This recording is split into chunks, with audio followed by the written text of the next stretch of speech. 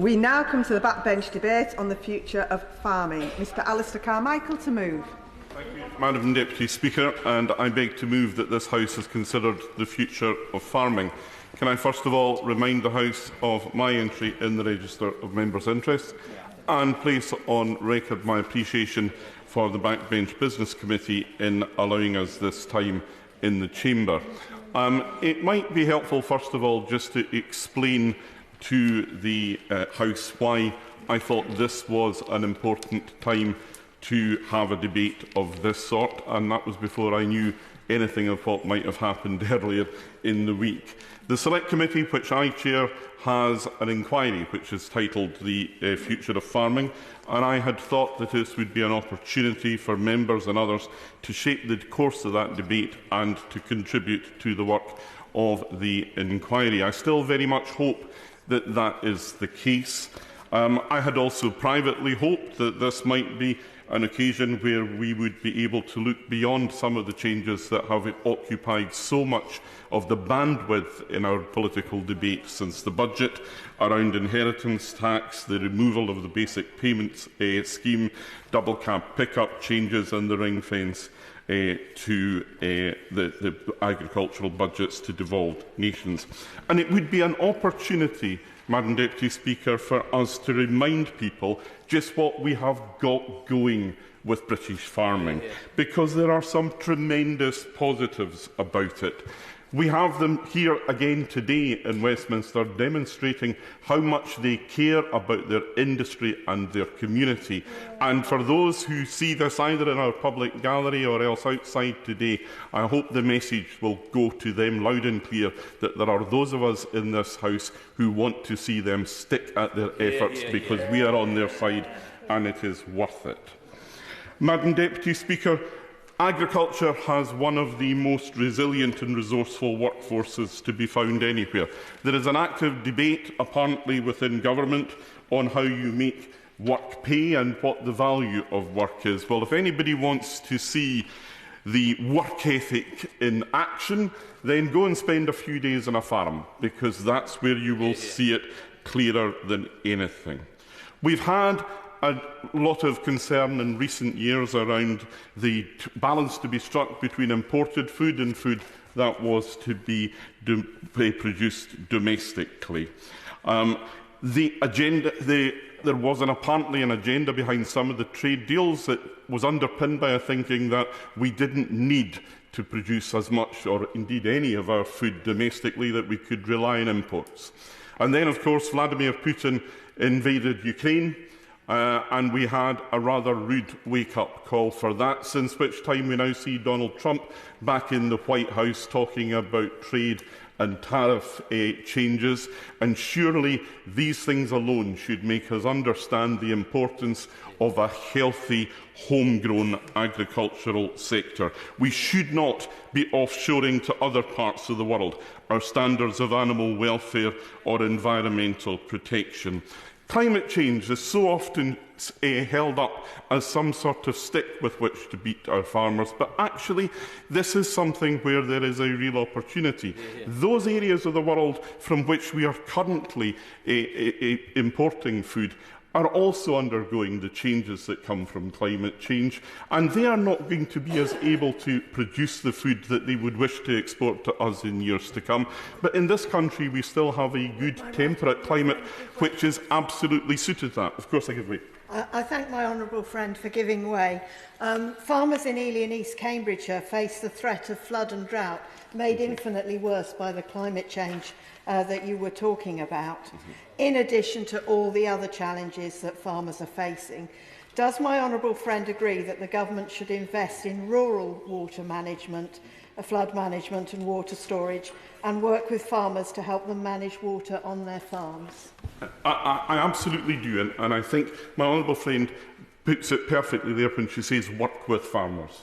Because it seems that so much of what government does, and let me say this is true north of the border as much as it is south, so much of what is passes for agricultural policy as something that's done to farmers rather than in partnership with them.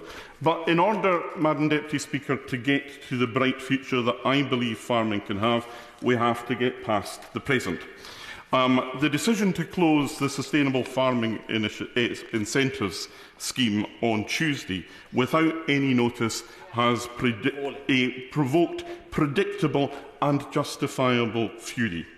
Doing it with a press release that sought to present it as some sort of triumph was just adding insult to injury. It was almost like a return to the glory days of the Soviet Union, where the Politburo was boasting about their advances in targets, meeting their targets in the 5-year plan for tractor production. The government has pulled the plug out from under farmers across England, coming on the back of the accelerated removal of the basic payment scheme in the budget. And I'm afraid that the Minister's defence in the House yesterday around an uncapped budget is not adequate, and it does not tell the whole story. On the 14th of January this year, the Director-General for Food Biosecurity and Trade told the Environment, Food and Rural Affairs Select Committee, and I quote, "We have got almost 11,000 applications," this is in relation to the SFI, "and 7,000 contracts offered. If that continues at that scale, there may come a point where the budget comes under pressure and we have to consider taking action." Well, what has been happening in DEFRA since that time? The Permanent Secretary was quite open with the Select Committee. She said that future funding hinged on the spending review. So how did we get from that point, where the officials seemed to be warning us, to the point where we got to on Tuesday, where you saw the scheme closed without notice? The press notice announcing the closure of SFI specified the budget as 1.05 billion capped. This is the first time that I have been able to discover that there has been this figure put into the public domain. So without that transparency, how on earth can farmers and their representatives possibly hope to regulate their behaviour, know when money will be running down and when they should be getting their applications in? But of course the frustration of many is that for some this didn't come from outside a clear blue sky. This has been rumoured for some time now, and it's well known that land agents and consultants and others have been quietly advising clients to get applications in to beat the deadline and the exhaustion of the pot. Now, that's fine if you're big enough to employ a land agent or a consultant. But yet again, this is a busy time of year for the small family farms, the upland farmers and others. These are the ones, the people who deserve and need the assistance more than ever, and they are the ones who, again, have been left behind. Tom Bradshaw, in relation to this, described the DEFRA as a failing department. Now, that is strong language from a man who is not given to hyperbole, but the Minister would do well to take heed of it. That same evidence session to which I referred on the 14th of December saw evidence given by the Permanent Secretary, the Director-General for Food, Biodiversity and Trade, and the Deputy Director for Policy Engagement and Strategy. The committee has not formally expressed an opinion on it, but it's fair to say that the informal discussions that followed that session left few of us, if any, with any impression of an impressive leadership team that was entirely in command of the brief. It was clear that they understood the target, where they want to get to, but it was very unclear about how they were going to achieve these targets. And we've seen this. The various false starts and missteps on the road to environmental land management schemes, acknowledging the responsibility for much of which lies with ministers from the previous government.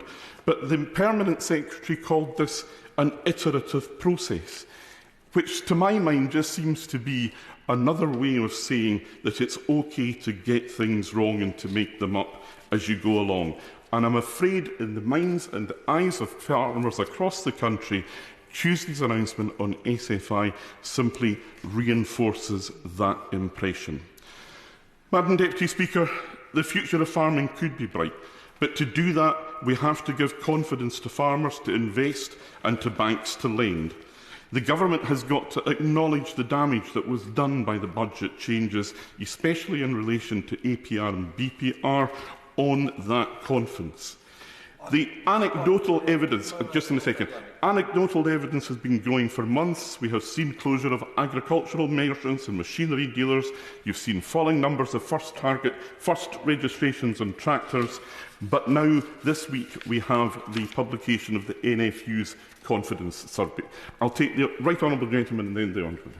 I thank the right honourable gentleman for giving way and for his excellent contribution to the beginning of this debate. On the points that he's making, don't they further underpin the issue which is faced in my constituency, that given the values of land, that land is being bought up by private equity firms and pension funds for use in industrial tree production or solar farms, lost to food production as a result of these developments? I would certainly say that what the right honourable gentleman refers to there is the consequence of an agricultural policy that no longer, despite aiming to do many worthy and worthwhile things, actually has the concept of food production at its heart. And look, what we need to do is, across this House and the different parties, rebuild a consensus around getting that food production back into agriculture, because climate change mitigation, nature restoration and the rest of it, these are all important parts of context that will be fitted around that, but without the food production at the heart of it, then in fact you come to the sort of unintended consequences that he outlines. I give way to the honourable gentleman. I'm very grateful to the right honourable gentleman. I'd like to take him back to the point that he was making before he was interrupted. Earlier today, at Trade and Business Questions, the honourable member for Caithness, Sutherland and Easter Ross raised the issue of the rural economy and asked what the government was doing to assist. Answer virtually came there, none. But is it not the case that the rural economy is interlinked, and that if we damage one part of that economy, farming, then we damage it all? And to the point that he was making of the supply of goods and equipment to farmers, there will be so many other industries affected if this persecution is allowed to continue. But look, the honourable gentleman is absolutely right, and it is true, but it has to be properly understood just how farming underpins everything in the rural community. Now, just to take the example that I've given about agricultural merchants and machinery dealers and the rest of it, these are successful business people. They will be people who will be part of the local Rotary Club. They will be people who will have children in schools. They will be people who will take on leadership responsibility within the community of all sorts. If they cannot make their living in the countryside, you don't expect people like that just to sit around and wait for something to come along.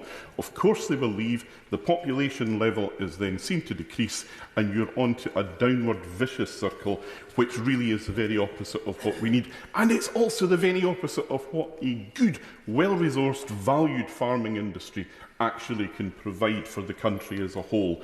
If we're going to be serious about a mission for growth, as the government tells us, then it has to be growth for everyone. It has to be growth across every sector in every part of the country, and that includes rural areas and that includes farming as well. And that allows me actually to come back to the point I was about to make, and that is in relation to the NFU confidence survey, which was published just this week. And that makes, I'm afraid, grim reading for anybody who cares about the countryside and agriculture. It tells us that 85% of landowners believe that the reforms to APR and BPR will increase their inheritance tax liability, and of these, 32% say they plan to reduce investment to mitigate this increase. This figure increases to 42% for mixed arable and livestock businesses and 49% for arable farms. 75% of employers expect to be impacted by the increase in employers' national insurance contributions. Because of this increase, 65% say they expect a reduction in profits, and 43% expect to reduce investment to offset these additional costs. This again on top of the changes that we've seen in relation to SFI this week and the basic payment scheme. Madam Deputy Speaker, I would like to say quite a lot more about other aspects of the budget, in particular in relation to the removal of the ring fence for devolved budgets, but I'm reluctant, given the pressure that we have on our time this afternoon and the number of people who want to intervene, to say that. But I've spoken about this before, so those who are interested in my views can refer to previous contributions. Madam Deputy Speaker, there simply is I think a small silver lining is to be found in the the APR and BPR debate, though, and it has forced us to think a bit about the extent to which farming does produce such a spectacularly poor return on income, on capital, and essentially. This is something we've all known for years, but now we've been forced to ask ourselves why that is.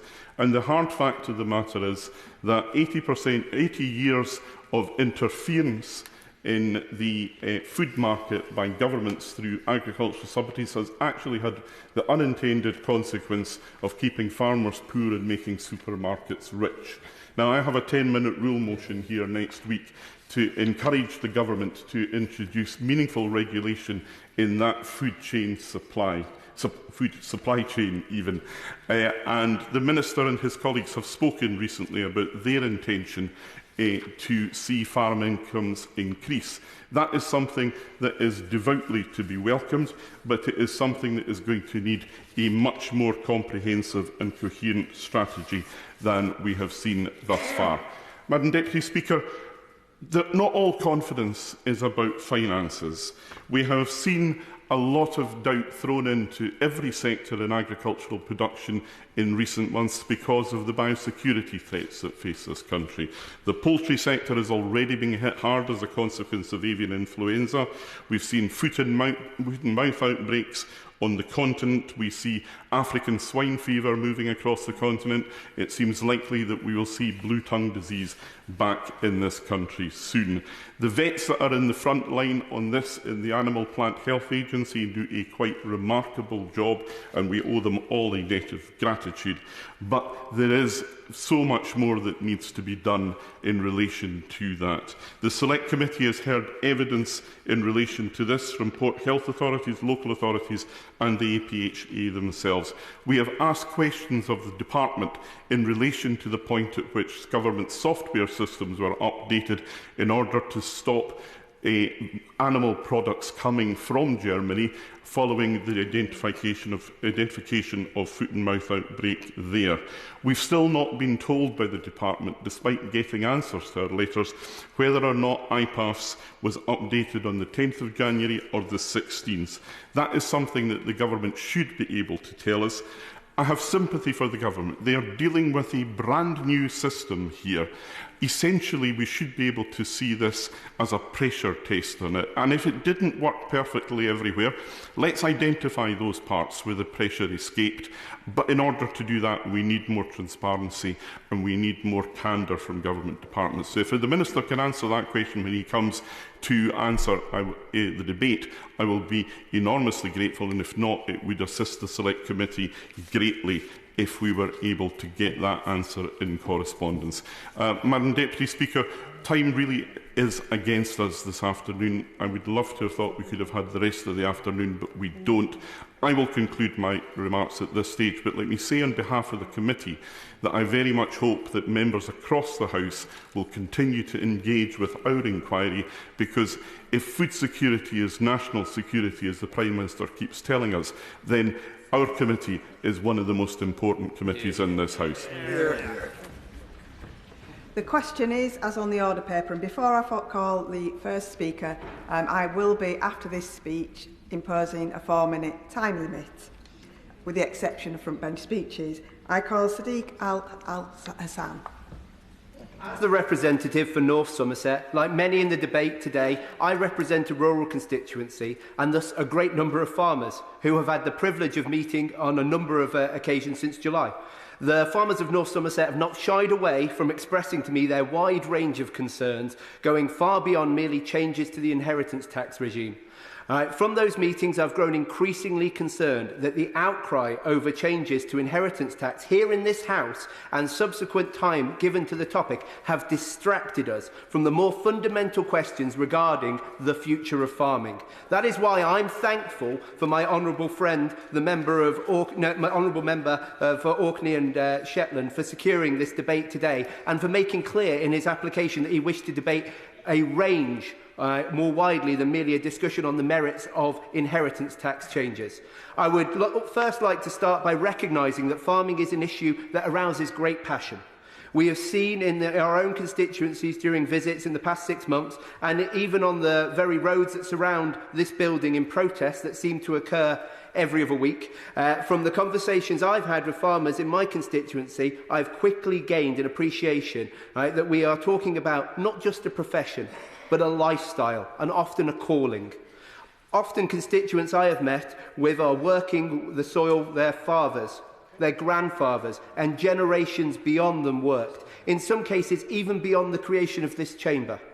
I think it is thus understandable why there is widespread feeling amongst farmers that too often this place, so distant to so many, does not listen to their needs, does not discuss the issues so pertinent to their livelihoods, and too often imposes its will arbitrarily upon them. And I think that if we're being fair, all of us present will admit that this is not a new sentiment arising since the autumn budget. This goes back decades and has been directed at all parties in turn. So I want to use the opportunity of my speech today to talk about an issue that may not be grabbing the headlines currently, but which, from discussions with farmers in my constituency, I believe constitutes the greatest impediment to a thriving farming sector. A concern I hear again and again, no matter the product a farmer may choose to specialise in, is the excessive power of supermarkets in contract negotiations and the raw deal farmers get as a consequence. Too often, farmers I have spoken to have been subject to a take it or leave it negotiating position from these mega corporations, able to dictate price and impose unfair conditions on farmers. Many farmers I have spoken to have had perfectly edible crop rejected due to minor aesthetic defects, excessive delays in payments, and indeed some even told me of instances of entirely arbitrary cancellation of orders with no reason given. The fear of retaliation keeps many of these instances from seeing the light of day, a fear that has arisen due to the oligopolistic nature of the supermarket industry. In the flow from farm to fork, the supermarkets act as a great gatekeeper, siphoning a cut from the passing traffic.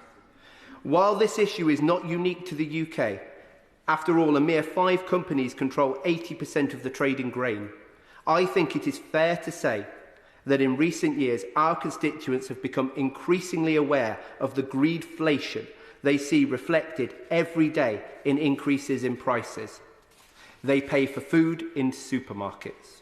These increases in prices are not benefiting the hard-working farmers who produce that food, but rather the shareholders, often not even based in the UK.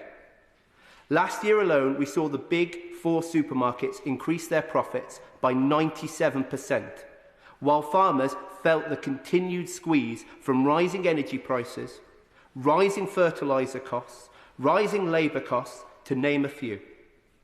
If we are going to be serious about improving the lot for farmers in this country, I think this is where we need to focus our attention and our efforts. Of course. Thank you, Honourable Member, for giving way. Does he agree with me that not only do the Big 6 supermarkets not have the interests of farmers at heart, but 2 of the Big 6 didn't even pay corporation tax last year, and that is something that is critical to be addressed in this wider discussion?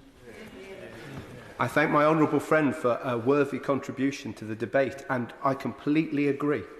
It is fundamental that we fix some of the problems in the supermarket supply chain that are affecting farmers, and that companies pay their fair share to this country. So while farmers continue to feel this squeeze from the rising prices, I do think we must strengthen the grocery code adjudicator and give it real teeth, and thus empower farmers to fight back and get the fair deal they deserve. To do this, it will need to be properly resourced. And to that end, I might suggest that we look again at the levy supermarkets pay, and which has not increased since 2018, despite a dramatic rise in prices and profits. Farmers I have met do not shy away from telling me how much they love their profession and how sad they are to see that their children do not see it as a viable future career. If we are to secure the future of farming, we must secure the future workforce. And to do that, we must make farming a profitable business. Without fundamentally rebalancing the scales of power between those who grow our food and those who sell it, farming will continue to be an unprofitable venture and an unattractive career for young people. And I note that the next review of the Groceries Code Adjudicator is set to start at the end of this month. And like farmers of North Somerset, I eagerly await to hear how my friends in the Department for Environment, Food and Rural Affairs intend to ensure it is fit for the future. I call John Lamont. Thank you very much, Madam Deputy Speaker. The importance of farming cannot be overstated. It is not only vital for farmers, but for all the communities, for our economy and for our national security. Farming allows us to keep food prices as low as possible in shops and supermarkets. Farming is the foundation of the rural economy. It supports tens of thousands of jobs, not only on farms, but all along the supply chain. And there is no national security without the food security that home-growing farming provides. I've known this all of my years because I grew up on a farm. I saw my family and friends work extremely hard to earn a living, getting up before dawn and sometimes working until after the sun went down, toiling in difficult conditions, away from the limelight, protecting the environment and the countryside, often with little thanks or reward. That is the story of so many family-run farms across our country. It's a story of the borders of Scotland and of British businesses up and down the United Kingdom. The Labour government is putting the huge benefits that farmers deliver at risk. The future of farming is under threat because of Labour's family farm tax, which will only compound the damage the SNP have already done to rural areas across Scotland. Family businesses, which have often been passed down from generation to generation, will be hit hardest by Labour's vindictive family farm tax. These small family businesses are the lifeblood of entire communities. They support jobs in local shops. They support workers who rely on their trade for their own business to survive. They support businesses who maintain their equipment and supply their farms. They're more than family farms, they're community farms. They benefit everyone in the local area. These facts have been ignored by the SNP during their 18 years of power, and they've already been ignored by Labour within 1 year of being in power. So what does the future of farming look like once Labour brings in its family farm tax? The National Farmers Union estimates that hundreds of farms will face collapse because of this tax. Future generations will be denied the chance to farm their family's land. If their farms don't need to be sold, farmers will still be discouraged from investing in their properties because that would only increase the tax their children would have to pay, and they may feel the need to save cash to cover future tax bills.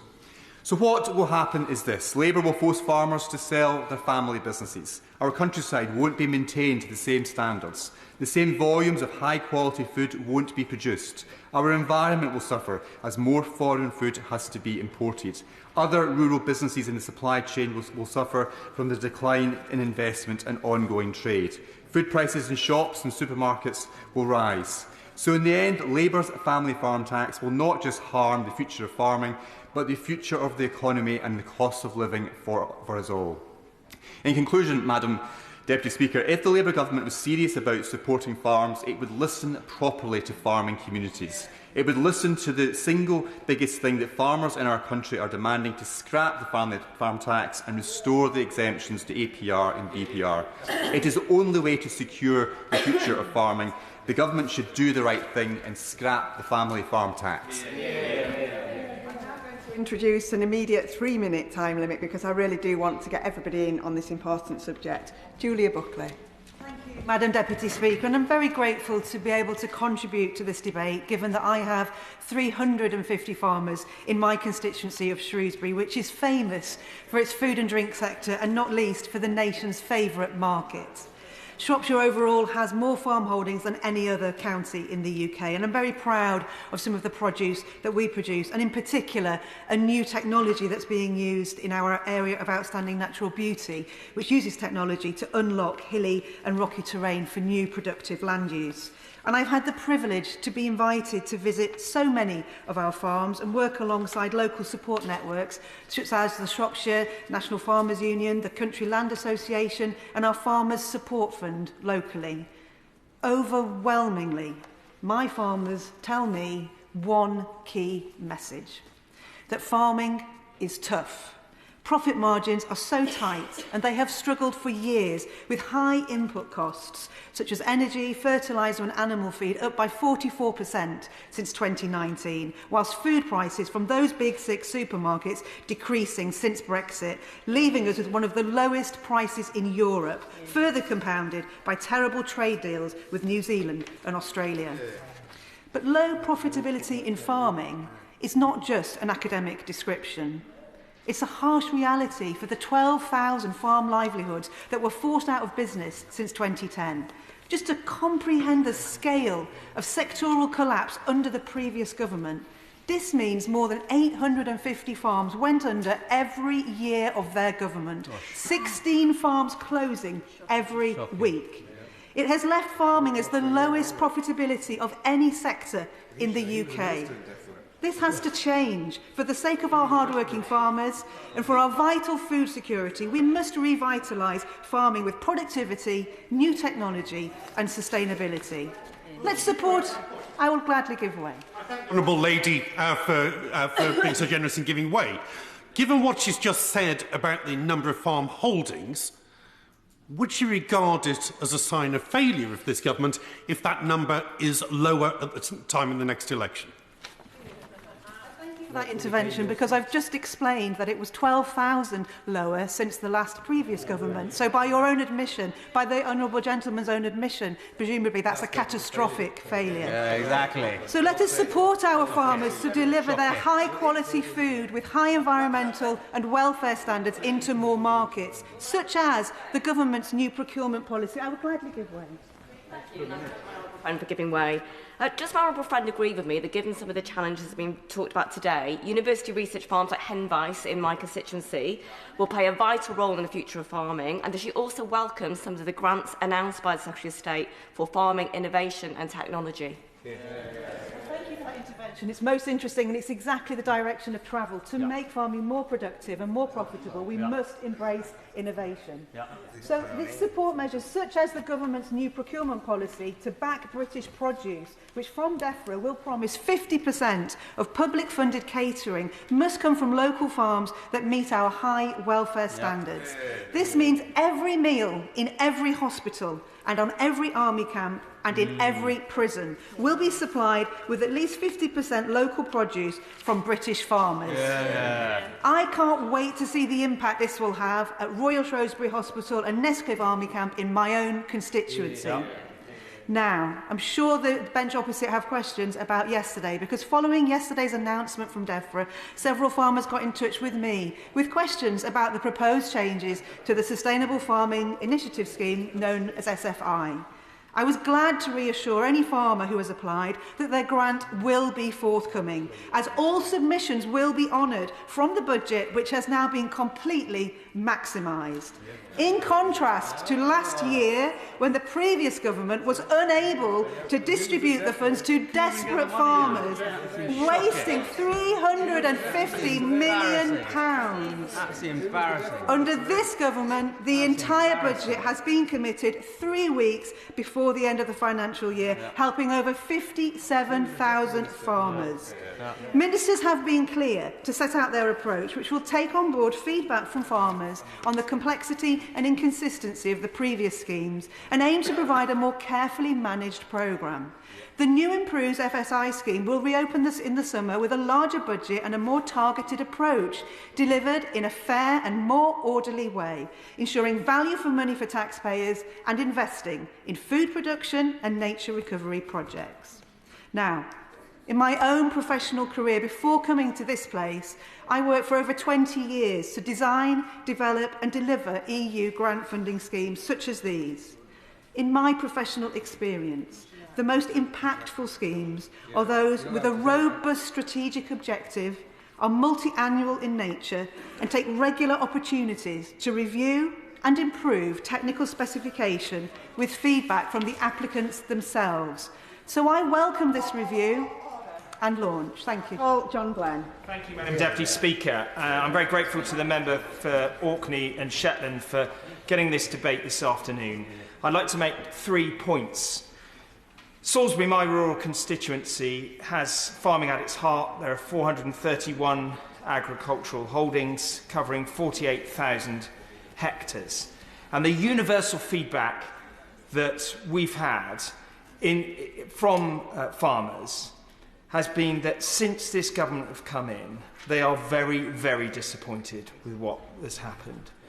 The changes to the APR and BPR have catastrophic implications for succession planning. And despite making really, I think, sensible suggestions, the NFU have been completely rebuffed, and I think farmers are in absolute despair. And that's before we had all the changes to national insurance, to the national living wage, and the overall context for operating small businesses, which is what farms are, has been transformed. And the level of exposure that farmers feel to these combined pressures is enormous. And then yesterday we had the announcement of the suspension of the SFI, key part of the ELM scheme. And on that, there are just a number of farmers who rang me up yesterday and said, you know, this is the end. What are we going to do? One farmer I spoke to yesterday afternoon said, I have 27 farms that he operates under. And he works with an agent to prepare documents for grants. But those all haven't quite gone in. So he's now in a position that he faces grave uncertainty, a real black hole. This needs to be addressed urgently. The combined effect of those changes in the budget and what was announced last night have had a massive impact across the industry, across the United Kingdom. But I want to use my remaining time to actually focus on where we need to go going forward. It is about the future of farming, this debate, after all. And I certainly recognise post-Brexit, reconciling the incentives around food production, environmental management, getting the right arrangements for trade in place, need serious thinking and leadership. Because to transition from where we are pre-2016 is not straightforward.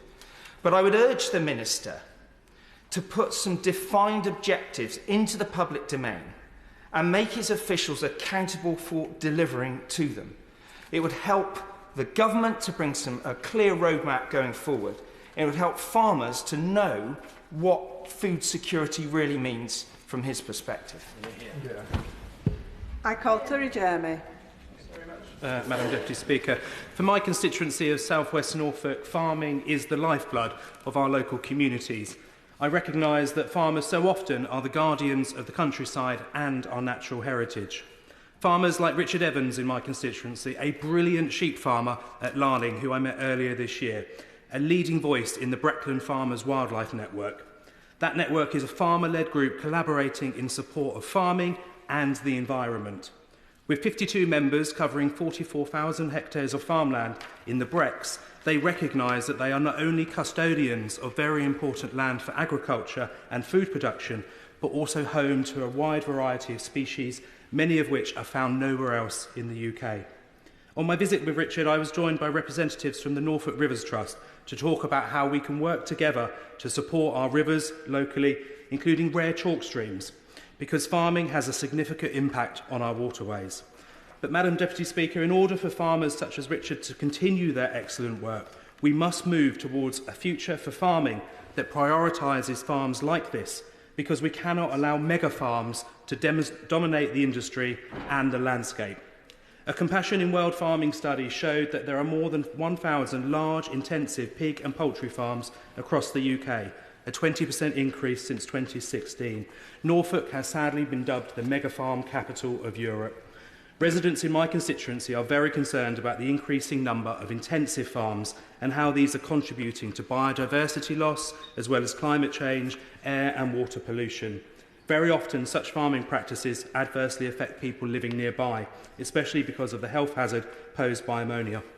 We have a further proposed mega farm to be built in my constituency at Methwold, and if approved on the 3rd of April, it would become one of the largest in Europe. That application has received over 15,000 objections, including from all local parish councils nearby, as well as the Worldwide Fund for Nature and Compassion in World Farming. If the council were to make a decision early next month, it would be a disaster.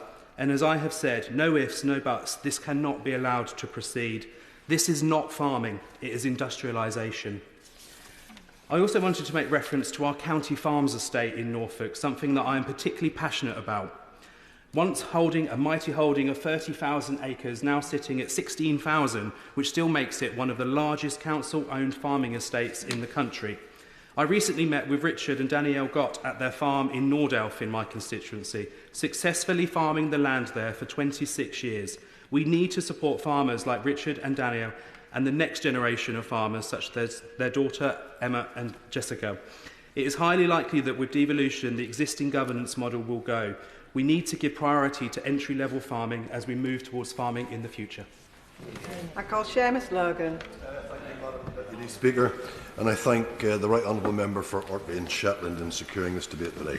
The future of farming seems an apt title for discussions at this debate, given the grave concerns held by the farming community the length and breadth of Scotland and beyond over the Government's proposed tax reforms to APR, BPR and inheritance tax coming in next year. The arguments against these proposals have been well rehearsed in this place. They've been put to ministers time and time again, here and other fora. A consistent theme, however, seems to be a complete inability to listen, to hear and to act on these concerns. Now, I don't blame the Minister in his place here today. I blame Treasury officials. I think the Minister's an honourable man who's trying to do a good job for farmers, but I don't think he's being listened to by others. Even among the benches opposite, I understand around 40 MPs representing rural areas have made these concerns known to the Treasury, calling for the 1 million threshold to be raised to protect smaller family farms and for an amnesty for older farmers and those with serious health problems. This seems a very reasoned and reasonable approach to me. But I don't blame the Minister for any of these things, as I say. Research by farming associations have already called into question the accuracy of the data from which the 1 million threshold was chosen. Surely it is not within or out with the wit of Treasury officials to return to their numbers and think again. But rather than back the Treasury into a corner here, let me offer the Government a very sensible and reasonable way out of this impasse. Farming representatives, including NFU Scotland, whom I met with recently, are suggesting a clawback mechanism as an alternative approach to generating the required tax revenue. This mechanism would allow 100% relief on qualifying assets, but suggests charging IHT on all those assets if subsequently sold by the beneficiary within an agreed time frame. They suggest 7 years. The NFU says this proposal will meet the UK Government's aim of raising revenue, will avoid penalising elderly farm owners and the risk to breaking up family farms, will prevent stifling investment in food production and environmental stewardship, and will take away the incentive to use APR and BPR solely as a way of avoiding tax liabilities. It would also target those individuals and corporations who are gaming the tax system by using the land to shelter from their liabilities. And the Government doesn't have to cave in on this, as it were. There is time here. Simply agree to enter a new round of consultation aimed at honing your proposals, engage with industry representatives and consider how there might be some compromise. Finally, I just want to finish by referencing a discussion I had with the Minister recently on the need to kick-start the trade in seed potatoes that has been so damaged by Brexit, and that his Government is making positive moves now on the reset with the European Union, and I hope that issue will be high on their priority list to revive Scotland's important seed potato industry. Deputy Speaker. I want to start my contribution today by picking up where I left off this morning in my questions to the Business Minister. At the heart of the problem facing farming and profitability is that of an unfair supply chain. The big six supermarkets, as we heard earlier, are in effect acting like a cartel, forcing unfair prices on farmers and pursuing unfair practices towards family farms. Last year alone, as we heard earlier, the Big Six made a combined pre-tax profit of more than £5 billion. And of those Big Six, as we heard earlier, Asda and Morrison's didn't pay a penny of corporation tax. As we know, supermarkets are price setters, seeking maximum profits to drive down on the cost they are prepared to pay for homegrown, quality produce. At the same time, the cost of running a farm continues to rise, with soaring fuel, fertiliser and equipment prices. In a world where farmers and producers are struggling to make a living and relying on government grants and subsidies so they can survive from one year to the next, this can't be seen as fair or right. I'll continue if I may. We need to look properly and with real scrutiny at the supermarkets. These practices need to change. We cannot allow farmers to bear the brunt of a system while others in the supply chain benefit so disproportionately. Now, I want to address the issue of APR. Many farmers have raised their concerns with me directly. I've listened to these concerns in Suffolk Coastal and I've raised them directly with Treasury and DEFRA, and I remain committed to continuing to advocate for farmers in Suffolk Coastal over the months ahead. However, I'll continue. However, it's important to reiterate, while the changes to APR are significant, it is not the root problem facing the industry. If farming was profitable, farmers would be less worried about paying a new tax bill. I'll continue. The focus must be on making farming more profitable. Without profitability, tax release or government support will only provide limited help. Yep. This includes ensuring fair prices for quality produce, protecting farmers from unfair competition and addressing rising costs from fuel, fertiliser and equipment. Yep. I don't doubt that this will be a tough battle to fight when society so often prioritises price over quality. People will happily spend more on a cappuccino than they will on locally produced chicken. But if we want to protect British farming, we must change our approach. Madam Deputy Speaker, the future of farming is essential, not only for the economy, but also for the very fabric of rural society itself. We must continue to put farmers first, ensuring they continue to feed and sustain our generations to come. Thank you, Madam Deputy Speaker. I rise as the Chair of the All-Party Group for Agricultural Science and Technology, Deputy Chair of the Select Committee, former Minister for Agri-Tech and the UK Trade Envoy, and from a farming family. I have no interest to declare other than a deep interest in my family's ability to continue farming its farm in Suffolk. But most importantly, as a Member of Parliament for Mid-Norfolk, a fabulously rural constituency. I don't need to tell the Minister because he once had the privilege of being the Labour Party parliamentary candidate for Mid-Norfolk 3 times. So he knows what the House needs to know, which is it's magnificently rural, 130 villages, 3 towns, and it is the absolute engine room of food and farming and food processing, from Balham Poultry to Cranswick, right through to the Goat Shed, to Rosie and Alex Begg growing blackcurrants from Ribena, Carrick Farms, who supply all the food to Derby's pub, to Novo Farina developing gluten-free flour. It is an engine of some of the most exciting industries, activities, technologies in UK agriculture. And it is that because it has enjoyed for 50, 60 years a relatively stable framework of support. But history shows us, friends, colleagues, that agriculture, if it doesn't have it, is vulnerable. We had agricultural depressions at the end of the 19th century, in the 1920s and 30s, in the 40s and 50s. And we're at the most extraordinary moment for UK agriculture. We could be incubating a fabulous agri-tech industry. Across the world, there is a wall of money to invest in agricultural science and research. The world has to double food production in the next 25 years on the same land area with half as much water and energy, and we are home to 10 of the world's top 30 research institutes. We're an engine room of those technologies. But, Minister, I have to say, this policy is going to, overnight, massively reduce the market in the UK for those innovations. It'll remove a great industry that is beginning to get off its feet and tackle the opportunity that it has to be a global engine of innovation. And if we're not careful, we're sleepwalking. After the warnings, as others have said, of the pandemic, global supply chain shock, the Ukraine war, now President Trump's trade wars, in the interests of food security, affordability, sustainability, We need to be supporting our UK agricultural industry to show the world how you deliver more from less.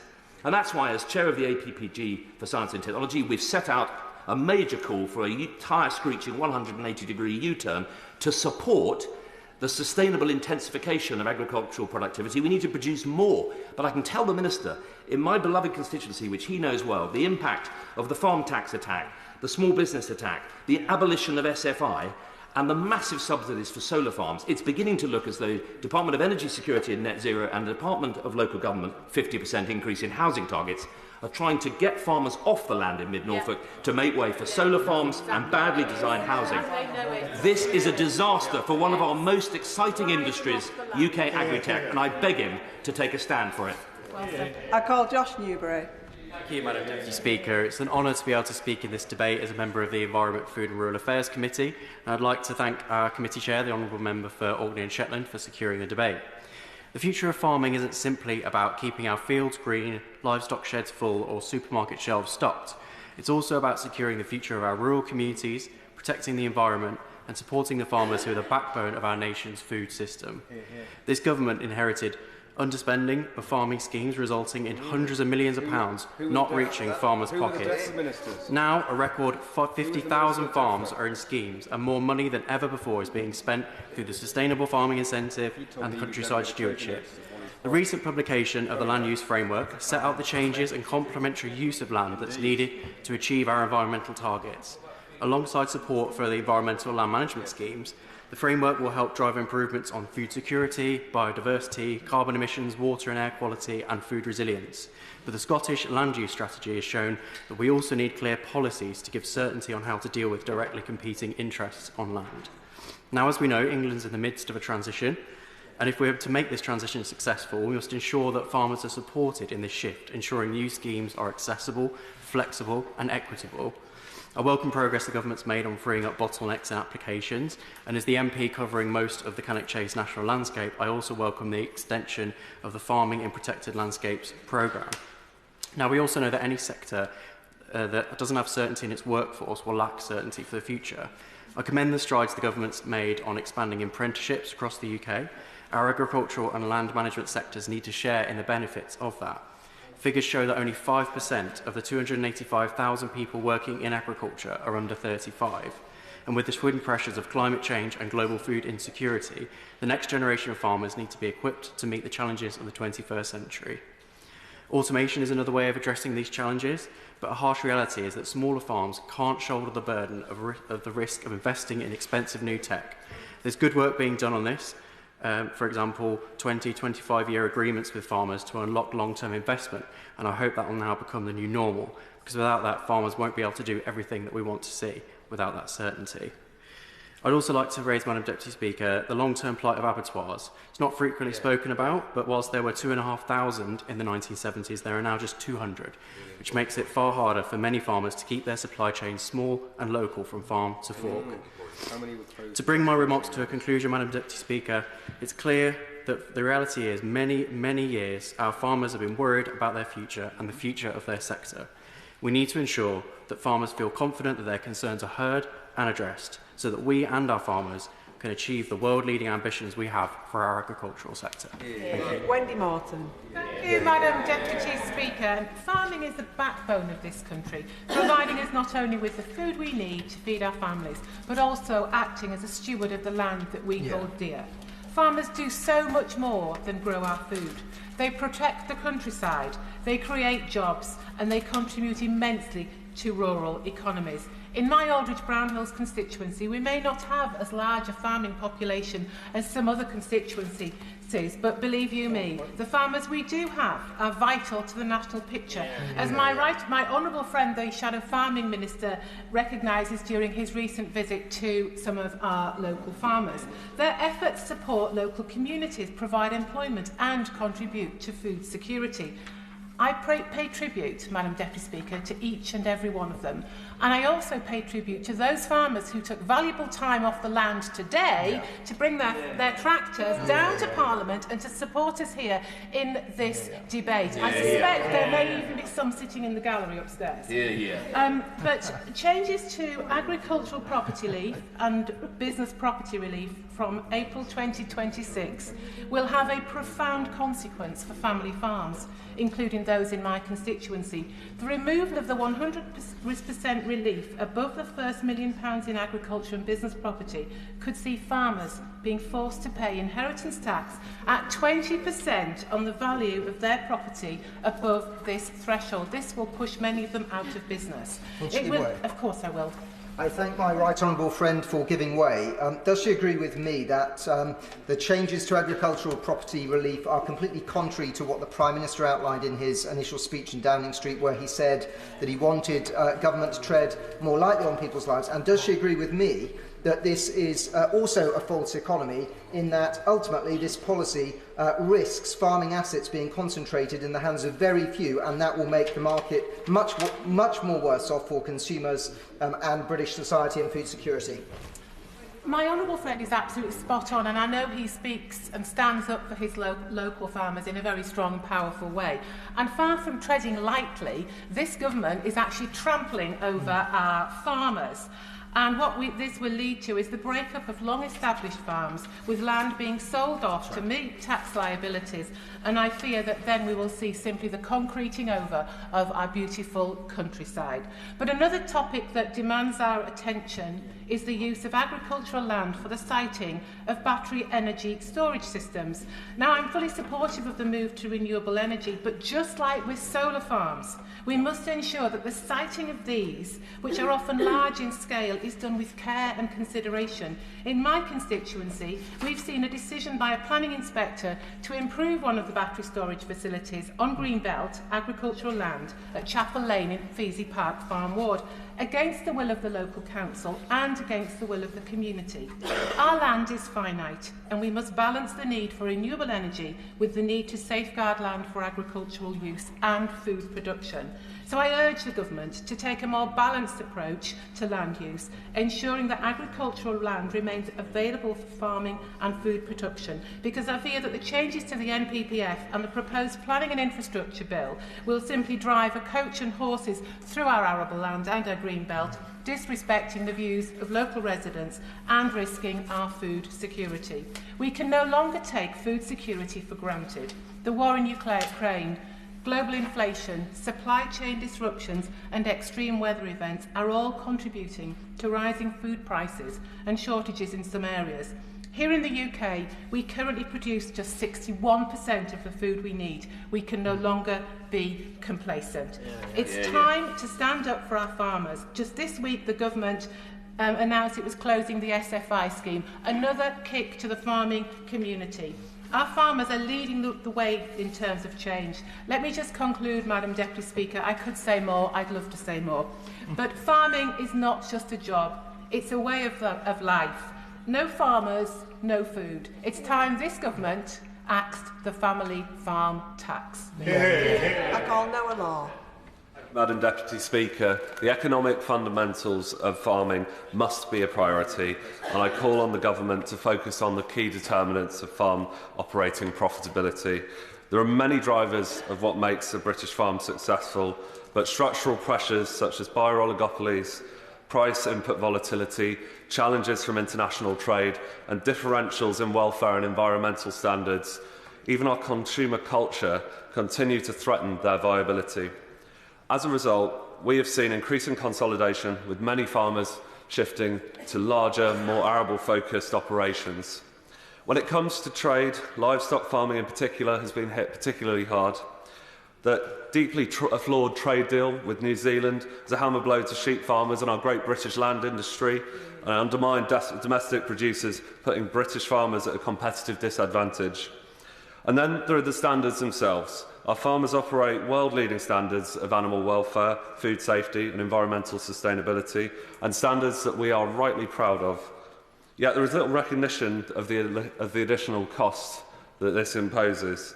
Instead, we allow our products from other countries with lower standards to flood our shelves, undercutting British farmers who are doing the right thing.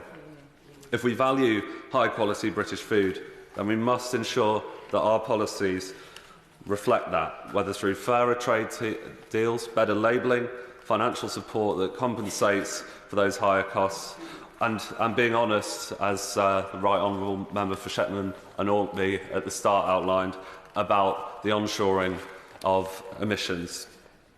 Some farms are more profitable than others, not just because of their scale, type of agriculture, but because of that operating environment, an operating environment that government plays a crucial role in shaping. Access to targeted support for innovation and environmental land management can empower farms to thrive, yet too often the support fails to reach the farms that need it most. So I welcome this government's successful deployment of SFI, something the previous government failed to do, but immediate visibility is needed for farms looking to implement the next wave of those initiatives. The power of supermarkets must be addressed to ensure that farmers receive a fair return. And I must state again that this is a massive cultural challenge and a shift that needs to take place in regards to the value we place on our food. Consider too the geographical disparities. Farmers in Cornwall face unique challenges, smaller fields which take great, often generational knowledge to manage, higher transportation costs and great exposure to extreme weather.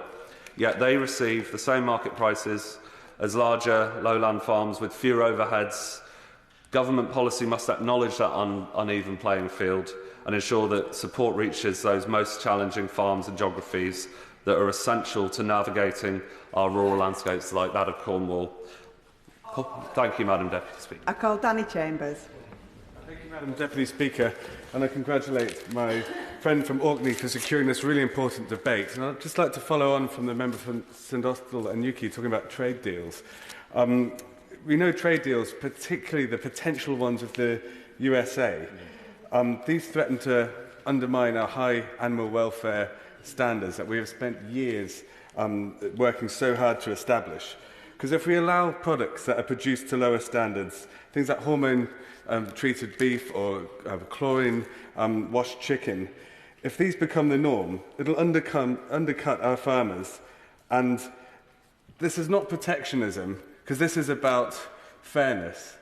Because not only are vets and farmers proud of our high animal welfare standards, but the British public are too. And we should not be in any way looking to compromise those. Now, the UK has already made significant strides in reducing antibiotic use in livestock without compromising animal welfare, because our veterinary and farming sectors have worked together to promote the responsible use of antibiotics. And we're actually setting an example for the rest of the world to follow.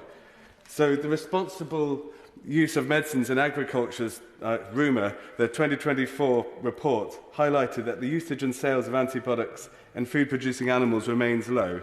There's been a 59% decrease in the use of antibiotics in animals and livestock in the last 10 years. And long-term antimicrobial resistance surveillance carried out by the Veterinary Medicines Directorate has shown that multi-drug resistance in animals is at its lowest in a decade. Now, these are really encouraging statistics. They're a product of years of work and dedication between scientists and the farming community. It's a huge public health issue, and we should be ensuring that trade deals do not force our farmers to compete with countries that do not have the same judicious use of antibiotics as we do. And to finish off, Madam Deputy Speaker, on Saturday, earlier this week, I was visiting the NFU in Hampshire at Ben Robinson's farm, where they are about to start lambing this week, like many lowland farms. We know it's the hardest time of the year for sheep farms. I grew up on a sheep farm. Those farmers will be working all day and all night. And we also know that in farming, the amount of effort and time and work you put in does not always result in profit, because so many factors are out of your control. Because, Madam Deputy Speaker, you can have international disease outbreaks, you can have geopolitical events that put up fertiliser prices, you've got weather, you've got changing government policy, you've got potential trade deals. And I pay tribute to the Farm Community Network, who work so hard to support the mental health of farmers. Thank you. I call Luke Meyer. Madam Deputy Speaker, on Friday I found myself over 1,000 metres under the North Sea, and I'll explain why in just a moment. But before I do, let me acknowledge the hard work that our farmers do across the country, and acknowledge a point that honourable members across the House have made, which is that in recent years farmers across Britain have faced a serious squeeze. I've met with local farmers and the NFU in my constituency, and I know there are a range of different reasons for this, ranging from poor trade deals to poor policy. But one factor I want to focus on is the soaring costs of fertiliser, driven by global supply chain shocks, price volatility and an over-reliance on imports. These pressures are not only hitting farmers in their pockets, they're threatening our food security and the resilience of our agricultural sector. But deep underground in North Yorkshire, there lies a potential solution. Because last week I had the pleasure of visiting the ICL Bowlby facility in my constituency, which produces the crop nutrient fertiliser polyhalite and exports it around the world. Polyhalite contains 4 essential nutrients: potassium, calcium, magnesium and sulphur, vital for plant growth. Not only that, but it's super low carbon. It requires minimal processing and 0 chemical additives, meaning it leads to healthier, more resilient soils. In fact, studies have shown it can boost crop yields by 3 to 5% compared to standard fertilisers. Madam Deputy Speaker, if we're serious about supporting British agriculture, we must back British solutions. That means a clear strategy on fertiliser security, investment in research and support for innovation that reduces costs for farmers while strengthening our food system. The ICL Bowlby facility is currently the only operational polyhalite mine in the world, although a second, a landmark Woodsmith project by Anglo-American, also in North Yorkshire, is on its way soon and has a strong future ahead. I've been down both facilities and I'm struck by their ingenuity. Above, the wild unbroken heather of the North York moors or the beauty of the North Sea coastline is untouched by the operations in the depths below.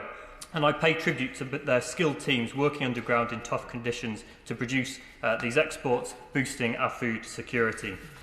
Madam Deputy Speaker, Britain cannot afford to be at the mercy of volatile global markets when we have the resources, the expertise and the ambition to build a more resilient, productive and sustainable farming sector right here at home. It's clear to me that polyhalite can play a significant role in supporting the government's role to strengthen food security. I hope the Minister will agree to meet with me and the representatives from this sector to discuss the challenges they face and the value of this export. And I urge the Government to recognise the potential of polyhalite to support farmers in adopting British-made, British-mined solutions. Doing so would unlock further private investment, safeguard jobs and secure the UK's position as a global leader in sustainable fertiliser production. I call Plinos Mede. Decisions made in London are risking the future of farming in Wales.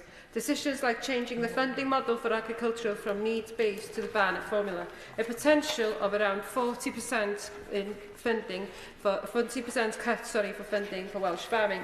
This is despite Wales having a higher proportion of farmers than other parts of the UK. And then the changes to the agricultural property relief and business property relief, which will have a dramatic impact on the future of farming farms. How can the UK Government justify these changes when they have no concrete data for their impact in Wales? That's why we need a Wales-specific impact assessment. It's crucial that governments have accurate data to understand the real impact of these changes. And how does this help economic growth in Wales?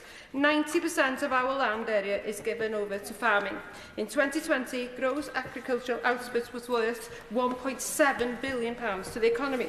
And the wider food foundation sector in Wales, businesses that produce, process, manufacture and wholesale food and drinks goods, turned over £9.3 billion in 2023. Never mind the wider supply chain, agricultural mechanics, vets, animals and feed producers. So why is the UK Government undermining rather than supporting this industry and its growth potential? A government that doesn't understand the agricultural economy risks the future of rural communities too. Westminster policies that don't consider the particularities of Welsh agriculture, where 43% speak Welsh, trample over the future that we've fought so hard for in Wales. Threatening the future of agricultural and food production further threatens the ability of families and young people to stay and work in their communities. And it's crucial that good quality, fruitful farmland continues to be used for food security, as land land demand for non-agricultural purposes increases. The transfer of Welsh land to companies that don't have a worry about inheritance taxes is likely, if not inevitable. In my constituency of Ynys Môn, we are battling to keep valuable fertile land away from developers' plans for 3,700 acres of solar farm that would negatively impact the local economy. This land has sustained us for generations in Ynys Môn, across Wales and further afield. There's a reason we have named Môn Mam Cymru, Môn, the mother of Wales. Undermining Welsh farmers and agricultural producers risks missing a critical opportunity to shorten our food supply chains and improve our resilience. Labour UK government's decisions show a significant lack of understanding of the importance of farming in Wales. Their inability to distinguish between tax-avoiding millionaires and corporations and hard-working people making a living from the land speaks volumes. The UK government made the wrong decision. Now is the time to show they truly support hard-working people by listening to our farmers and reversing this ill-thought plans. Ellie Chowns. Thank you, Madam Deputy Speaker, and I welcome this very timely debate on the future of farming in the week in which the SFI rug was pulled out from underneath farmers. And the future of farming surely has to be young farmers. And so I've been in touch with some young farmers in my constituency to ask what they think I should be talking about in this debate. And I've been sent a screenshot by Beth in my constituency, who was partway through her SFI application. She sent me a screenshot of the screen that says, you know, thank you for doing your application. When you're ready, submit it. If we need to close applications, we will give you 6 weeks' notice. We will publicise this on gov.uk and we will email you. Now, if that's not a broken promise, I don't know what is. Other farmers in my constituency, Louise, I'm angry, disappointed, upset, exasperated. We followed government's advice to the letter and we've been kicked in the teeth. Another farmer says, pulling SFI is absolutely criminal, just more short-term thinking, forcing us into decisions we don't want to make. Ben says, yet another nail in the coffin for family farms. With no warning, environmental projects planned on our farm for months have to be stopped. We can't plan for the future if the rules keep changing. So the future of farming, Madam Deputy Speaker, needs to be S, F and I. It needs to be S for sustainable, F for fair and I for in partnership. I'll give way briefly. Thank you. So I think my honourable friend will agree with me that this has really been an awful situation where the SFI has been shut down with no notice on Tuesday night, and either DEFRA has been disorganised or it's been sneaky. But either which way, it diminishes the trust in our farming communities in the government. I agree more with the honourable member. This has diminished trust, and it is vital to rebuild that trust because we need that sustainable, fair and in partnership future for farming. Sustainable both in environmental terms, we need to recognise the reality of the climate crisis and the nature crisis. We need to support our farmers to make that vital transition to nature-friendly farming. Farmers in my constituency of North Herefordshire are absolutely at the forefront of this, but they need the government to back them, not sweep them off their feet with changes to policy with absolutely zero notice. So we need farming to be sustainable environmentally. We need it to be sustainable economically. It is not acceptable that rates of return on farming are so low for so many, and the government has a crucial role to play in tackling them. The Green Party has long called for a doubling of the nature-friendly farming budget because of all of those extra benefits that farming provides socially, economically and environmentally. We need the government to step up on that. Farming needs to be fair, both internationally and locally. Internationally, we need to make sure that our farmers are not undercut by trade deals that let in products that undermine our animal welfare and environmental standards here. We need to make sure that the government is absolutely standing firm on that. And it needs to be fair locally because access to farming support schemes has not been equal. It's hard for many farmers to access those farming support schemes, whatever replaces the SFI. I hope the Minister, and I can see him nodding, will ensure that farmers have equal access and the support they need to be able to access those schemes. And finally, Madam Deputy Speaker, the future of farming has to be in partnership. It has to be in partnership with farmers themselves. Their voices have to be heard. It has to be in partnership with the rest of government. We need to have a fully joined up approach to land use, to food, farming and sustainability. And it needs to be in partnership with nature, because without a thriving natural world, there's no sustainable future for farming. Thank you. I call Carla Lockhart. Thank you, Madam Deputy Speaker. I've often spoken about my deep connection to farming. It's in my DNA. I love the rural way of life, and for 40 years I have been part of a local farming community that values hard work, resilience and responsibility for the land. My granda always said if the farmer isn't doing well in this country, no one is. He isn't a prophet, nor does he hold any of the grand titles or credentials so often revered in this place, but what he is a farmer. One who understands all too well that agriculture is the cornerstone of our economy. And when that cornerstone is broken, removed or chipped away at, the consequences are dire. Our economy weakens, our rural communities suffer, and our food security is placed at risk. Trust in politics is hard-earned but easily broken. So when our farming community heard promises from the Shadow Prime Minister at the National Farmers Union Conference in 2023, they could be forgiven for placing a certain degree of trust in the government. Farmers could relate to the Prime Minister when he said losing a farm is not like losing any other business. It can't come back. You deserve better. He went on to say we can't have farmers struggling. He claimed that farmers deserve a government that listens, stability and certainty. Well, those words ring hollow, don't they? The October budget was a defining moment in this Parliament's history, delivering the biggest hammer blow to farmers in a generation. The family farm tax grab, as it's now known, is an existential threat to the future of farming. And for those who do survive that blow, they will be strangled by the government's other disastrous policies. Consider the closure of Sustainable Farming Initiative this week, a new tax on double cab pickups, a lifeline vehicle for many farmers. Add to that tax increase on fertilisers, a hike in national insurance contributions, cuts to business property relief, and an ever-growing burden of environmental rules, regulations and requirements. And to add insult to injury, when the government speak about this being needed to fill the black hole and rebalance the books, 536 million going in UK aid to foreign farmers. Madam Deputy Speaker, what good is so-called environmental progress if we end up importing more food from abroad, food produced to lower standards with a far greater carbon footprint than what we can grow here at home? Madam Deputy Speaker, as I bring my remarks to a close, this debate is rightly focused on the future of farming. But without urgent action, there will be no future for many of our farming families. For generations, they have fed the nation and been stewards of our land, yet today they face relentless threats, none more so than the family farm tax. I implore those across the way who represent rural constituencies to rise up, fight back for UK farming, fight back for your rural constituents, and fight back for the men and women who feed us and for the circular economy that depends on farming. Ben Oxy-Jecty. Thank you, Madam Deputy Speaker. Our farmers find themselves in an increasingly precarious position. Politically, we see a drip of punishing legislation eroding our agricultural sector. The family farms tax has seen regular protests here in Westminster, and they aren't coming here to pledge their fealty, much as the government would like them to be. I note the member for North Somerset mentions how unprofitable farming is. I don't know how he hopes that they will square the inheritance tax issue with an unprofitable business. Absolutely.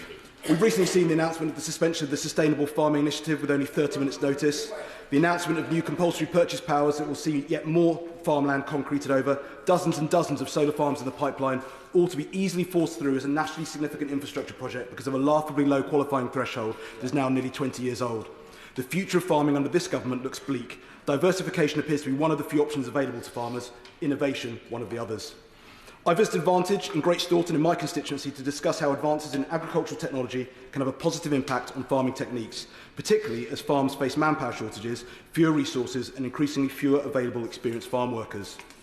Will Mumford is a fifth-generation local farmer and the managing director, and I met with Will last year and he took the time to talk me through some of the local challenges faced by farmers and to highlight the opportunities presented by developments in agricultural technology.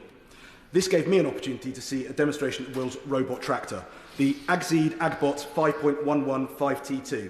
Not a particularly snappy name, I grant you, and surely a missed opportunity to call it Robocrop. The Agseed is a remotely controlled robot tractor that ploughs a pre-programmed route.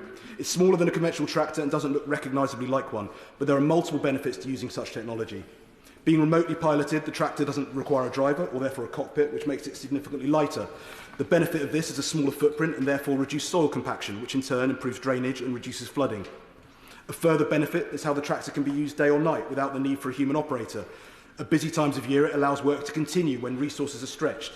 Many of our generational farmers increasingly see older family members unable to work the hours they once did, and automation within the farming industry can benefit these small family farms by reducing the need for reliance upon additional farm workers, given the struggle to guarantee those resources. Robocop is very clever, a very impressive piece of farm machinery, and though not commonly seen at present, it is now in use in my constituency. This is just one example of forward-thinking, sustainable technology that is making a difference for farmers like Will. We need this government to take action to ensure that British firms can utilise groundbreaking technology like this and secure the future of British farms. I want to see our farms, our food security and our rural way of life protected. I want to see the future of farming be able to display the innovation that has led the world in sustainable practices. And for farms to succeed, we need farmers. Collectively, we must support and protect our vital farming sector. Hear, hear. Dr. Caroline Johnson. Thank you, Deputy Speaker. I should declare an interest as the wife of a farmer and agricultural contractor. Farming is a very difficult job. It's unbelievably long hours, it's physically hard work at all weathers and every day of the year. But it is a true vocation and a labour of love that farmers do to provide us with the food that we need to eat and our food security. Lincolnshire farmers are particularly important in relation to our food security, providing 12% of the UK's food, 30% of the UK's veg, 18% of its poultry and 11% of its wheat. Jobs in the food chain provide 24% of jobs in the Greater Lincolnshire area at the moment, and farmers locally also care for 13,500 acres of farmed woodland and 2,500 miles of public rights of way. But all this is under threat. Food production is less profitable, in fact in some cases not profitable at all, thanks to this Labour government. I will give way. She's making an excellent speech. Throughout this debate, the point I have struggled to understand, which has been put forward by the Labour members opposite, is they acknowledge rightly that farming is not profitable, but on the other hand, they support a policy that's going to take even more cash away from farming businesses. I wonder, like me, she's finding that those two policies hard to reconcile. I thank my honourable friend for his intervention, and I'm finding it extremely difficult to reconcile. Just in the early part of October, I went to the Farmers' Weekly Awards in London, where the Minister, in his red bow tie, gave a speech in which he said that the government would have the farmers back. I'm sure that he believed it was true when he said it, but within a month he was unfortunately proven wrong with this government's budget. So many members have talked about profitability of farming. How will the family farm tax make farms more profitable? How will the family business tax make farms more profitable? How will drastic drops in delinked payments make farms more profitable? How will rise in the minimum wage make farmers more profitable? How will the rise in national insurance contributions make farms more profitable? How will tax and double cab pickups make farms more profitable? They won't. How will closing SFI payments early and without notice, despite having promised notice, make farms more profitable, make businesses more secure? Well, it won't, will it? They are now just talking about taking land without proper due consideration. It's led many farmers in my constituency to ask the question, why does this Labour government hate farmers so much? Why do they want to hurt our small farmers so much? Because let's be clear what the effects of these laws will be. The effects will be a reduction. I will give way to the honourable gentleman, yes. Does the honourable member think that the largest farming budget in recent years will do, if not make farming more profitable? I don't support the gentleman's figures. I don't think they're going to make farming more profitable. They're taking the classic socialist tricks. We'll say we'll give you some money here and we'll take some money there. We've seen it with hospices, we've seen it with the NHS, and we're seeing it with farming as well. They're taking money away in taxes, left, right and centre, and giving you a few pence over there and saying, be grateful, why don't you? I'm afraid it doesn't wash with farmers. Farmers are clever people and they can see straight through it. The effects of the government's policy will be to reduce food security. It will be the collapse of small businesses and the purchase of that land by the larger corporations, and it will be an increase in food prices for consumers, rich and poor, across the country. This debate is a debate, Madam Deputy Speaker, on the future of farming. There are many farmers in my constituency who feel that thanks to this Labour government, they have no future in farming. Thank you, Madam Deputy Speaker. We believe in a future where farming thrives, based on stability, growth and sustainability. But sadly, Labour's policies are putting all three of these in jeopardy, whether it's their disastrous last-minute overnight closure of the sustainable farming incentive, their relentless family death tax assault on family farms, or their negligence towards rural businesses. Labour's agenda harms the heart of rural Britain, including in my constituency of Kingswinford and South Staffordshire. Labour's short-sightedness to stop accepting new applications for the sustainable farming incentive with no notice, just half an hour given to the NFU, despite their promise of 6 weeks' notice, is a clear sign of their failure to understand or, frankly, to care about the long-term needs of our farmers. While thousands of farmers were looking to the SFI for support, Labour has chosen short-term political convenience over long-term sustainability. Our farmers deserve consistency and trust in the future, not abrupt cuts to vital programmes, and we will continue to back farmers.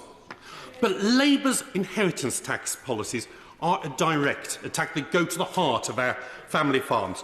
The planned cuts to agricultural property relief and to business property relief are going to make it impossible for farmers to pass on their livelihoods, their businesses, their farms that have been farmed for generations to their children without facing huge tax burdens.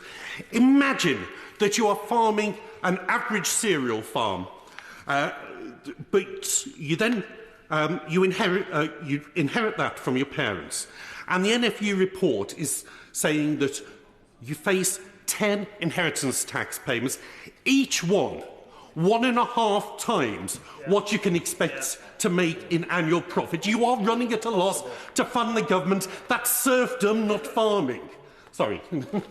I thank my honourable friend. He's giving a great and impassioned speech, because one of the things that the government is saying is that one can avoid this tax. But one doesn't know who's going to die and when. And in fact, the generations do not necessarily always occur 10 years apart, which could compound this tax even further, could it not? And my honourable friend is absolutely right. And clearly the people who are best placed to avoid this tax are the very people who ought to be paying and contributing. The mega landowners will be able to avoid paying into this. Whereas average family farm, those average cereal farmers, their only recourse, if they're facing those inheritance tax bills that are 1.5 times their annual profits, will be to sell land or machinery. That is something that is so blatantly obvious that the fact that the government apparently doesn't see it, it becomes difficult to assume that this is down to just incompetence rather than a deliberate strategy to dismantle family farms, particularly combined with the plans set out by the Deputy Prime Minister this week on compulsory purchase. Labour's policies threaten the future of farming, rural businesses and the communities that rely on them. The sustainable farming incentive, inheritance tax reliefs, biosecurity and the damage that would be caused to our high streets by Labour's budget, each of these is an area where Labour's mismanagement is letting down our farmers, their families and our rural communities. Rural Britain can thrive, where farmers are supported, businesses are protected and communities grow stronger. We will continue to fight for that future, and I call on the government to change course whilst it's still not too late for our rural way of life, and we will continue to fight for our farming communities, including mine in Kingswinford and South Staffordshire. Thank you, Madam Deputy Speaker, and it is indeed a pleasure to speak in this debate, and I thank the Right Honourable Member for Orkney and Shetland for leading the day's debate in this matter. I am always so proud to stand up in this place and represent the farmers in my constituency of Strangford and across the whole of Northern Ireland who are nothing but dedicated to their trade. I also declare an interest as a member of the Ulster Farmers Union. Farming is massively important in Northern Ireland and contributes some £2.5 billion annually to the Northern Ireland economy. And furthermore, we're pivotal to the United Kingdom agricultural output. accounting for some 5.6%, which is higher than any other nation that contributes to this great United Kingdom. Northern Ireland also exports large amounts of beef, of dairy and poultry to the GB, to the Republic of Ireland and further abroad. And the Lickland dairies in my constituency of Strangford sends their milk products all over the world. This creates a sense of just how important our farmers are. To state the most obvious, it is no secret that myself, my party, my colleagues and other members across this House are shocked and saddened by the Chancellor's decision in November to introduce inheritance tax for family-run farms. The facts are that 65% of farmers cannot and will not survive this. Living on a farm and having great relationships with, indeed, my neighbours, every one of them spoke to me before this debate, and local farmers in my constituency, I know all too well the impact this will have. And I believe... Yes, okay, right. Honourable friend and neighbour, in fact, for giving way on that point. He talks about the number of farms that will be affected by this. It's far higher than the Treasury tell us, and we know that the Scotland Office is compiling its own figures to push back against the Treasury figures, which will no doubt be trotted out here again today. There's a fundamental problem here, is there not? The vast majority of farms are going to be affected by this. Jim Shannon. Intervention. He's absolutely right. He sums up the views of us all in this House and where we stand. I believe the decision to introduce the farmers' inheritance tax will destroy the very essence of what so many farmers out there have worked hard to achieve. I've indeed on numerous occasions called for the Minister to support us. I asked the Minister, he's an honourable man, he's a friend, or sorry, he could be a friend of the farmers. Let's see, just say what sort of friend he is. Now, if the honourable member will contact the Chancellor and suggest to the Chancellor that one of the ideas and solutions is to increase the threshold from 1 million to 5 million.